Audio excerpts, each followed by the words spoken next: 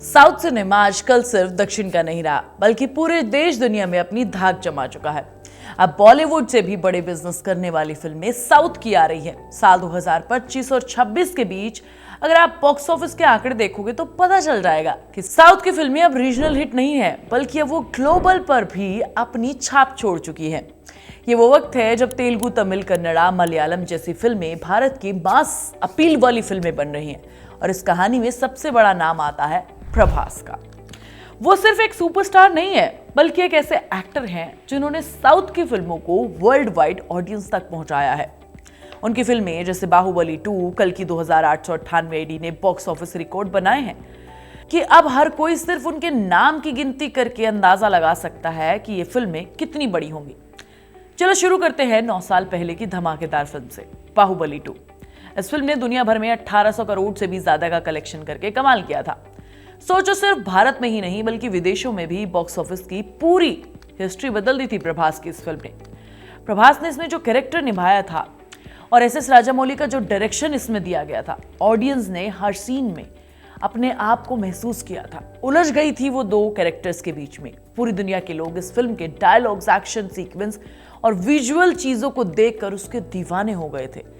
Personally मुझे वो गाना प्रभास का इसमें बहुत बढ़िया लगता है, जब वो शिवलिंग उठाते हैं और कहते हैं कि कौन है वो आया। ये मेरा वन ऑफ फेवरेट है, मुझे आज भी याद है।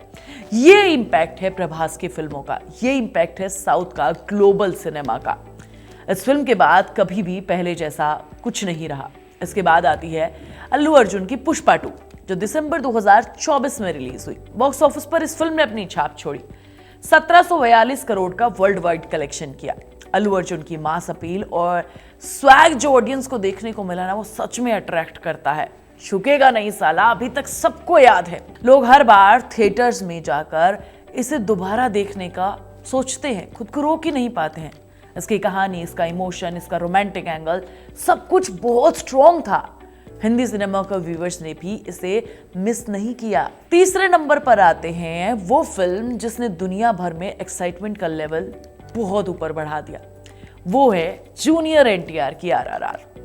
रामचरण, आलिया भट्ट, अजय देवगन इस फिल्म में थे। 1230 करोड़ का वर्ल्ड वाइड कलेक्शन किया। सोचो, साउथ सुपरस्टार के साथ बॉलीवुड के नाम भी जुड़ चुके हैं। ऑडियंस का रिस्पॉन्स कैसा है? फिल्म ने हिस्टोरिक फिक्शन पर काम किया, उस पर बेस्ड थी ये फिल्म। साथ में मास एक्शन और विजुअल चीजों को भी बहुत ज्यादा मजेदार बनाया। हर सीन वायरल था। सोशल मीडिया पर मीम्स बने, रील हुआ, डिस्कशन हुआ, नॉनस्टॉप सब कुछ चलता रहा। और चौथे नंबर पर है कन्नड़ सुपरस्टार की फिल्म KGF 2। ये फिल्म दुनिया भर में 1215 करोड़ का कलेक्शन कर चुकी है। कन्नड़ सिनेमा की सबसे बड़ी फिल्म बन चुकी है। यश की दमदार स्क्रीन प्रेजेंस और इंटेंस एक्शन इस सीक्वेंस ने इस फिल्म को थिएटर में हमें जाने पर मजबूर कर दिया। साउथ सिनेमा अब रीजनल मार्केट के लिए नहीं बनाता है, नेशनल और इंटरनेशनल लेवल की मूवीज को बना रहा है ताकि वो ब्लॉकबस्टर हो चुके। 5वें नंबर पर है प्रभास की एक फिल्म जिसका नाम है कल की 2898 एडी। इसमें कमल हसन, अमिताभ बच्चन, दीपिका पादुकोण सब थे। इसके वर्ल्ड वाइड कलेक्शन 1000 करोड़ से ऊपर का था। प्रभास का करिश्मा, combined pan India appeal, Amitabh Bachchan, massive hit, sci-fi narrative, fantastic visual effect, audience का इमेजिनेशन लेवल, लिटरली ये फिल्म बहुत कमाल की थी। और इसने भी साबित किया कि साउथ सिनेमा अब रीजनल नहीं रहा है। आखिर में छठी फिल्म कांतारा चैप्टर 1, जिसने 2025 की रिलीज में अपना श्रेय दिया। ऋषभ शेट्टी की ये फिल्म सिर्फ कन्नड़ा ऑडियंस के लिए नहीं थी, बल्कि पूरे देश में पॉपुलर हुई।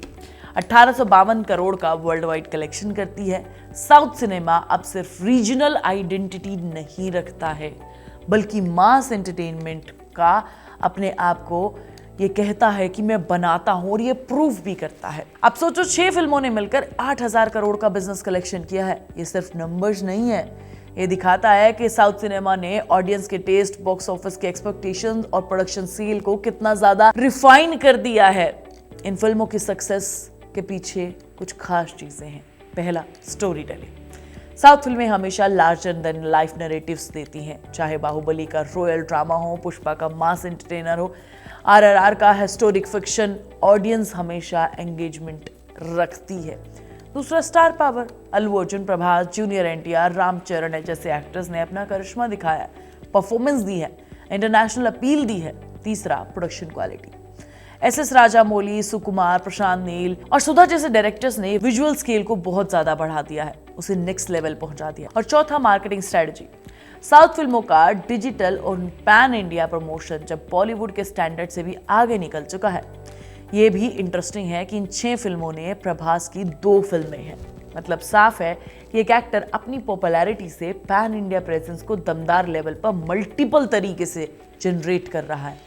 ऑडियंस लॉयल्टी और एंटिसिपेशन इतना हाई है कि रिलीज से पहले ही हाई अपने आप क्रिएट हो जाती है। यही वजह है कि साउथ सिर्फ नंबर्स ही नहीं बल्कि अपना कल्चर का भी इम्पैक्ट छोड़ता है। बॉलीवुड एक्टर और प्रोड्यूसर्स अब साउथ फिल्मों से कोलैबोरेशन कर रहे हैं, जैसे RRR में आलिया भट्ट, अजय देवगन शामिल हुए। इसी तरह कल की में अमिताभ बच्चन, दीपिका आए। इसका मतलब साफ है कि नॉर्थ और साउथ की फिल्में इंडस्ट्री की बाउंड्रीज को धीरे धीरे ब्लर कर रही हैं। इसके अलावा सोशल मीडिया और OTT प्लेटफॉर्म ने ऑडियंस रीच को, बज़ को बढ़ाया है। ये फिल्म सिर्फ थिएटर तक सीमित नहीं रही है बल्कि world wide discussion, memes, fan theories, reaction सबका हिस्सा बनी है।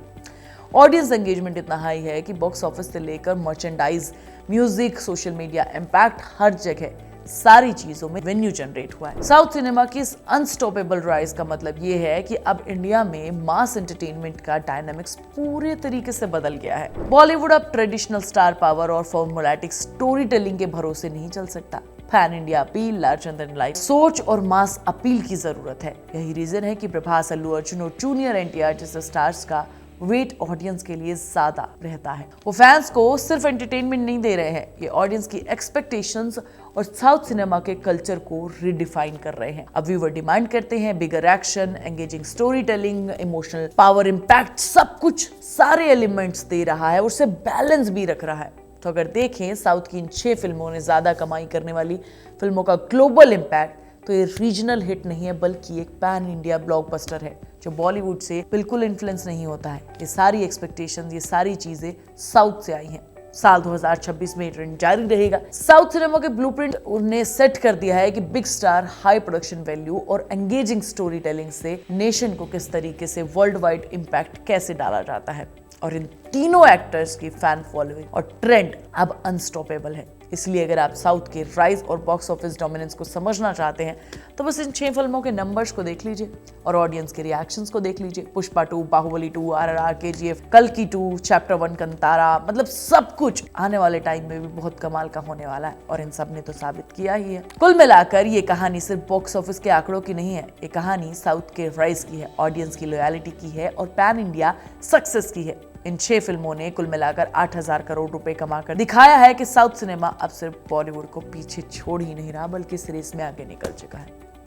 तुम्हें क्या लगता है मुझे कमेंट करके बताना। सुहानी तुम्हें नेक्स्ट वीडियो मिलेगी, तब तक तुम चैनल को सब्सक्राइब कर लेना, वीडियो को लाइक और शेयर कर लेना और प्लीज बेल आइकन दबाना मत भूलना।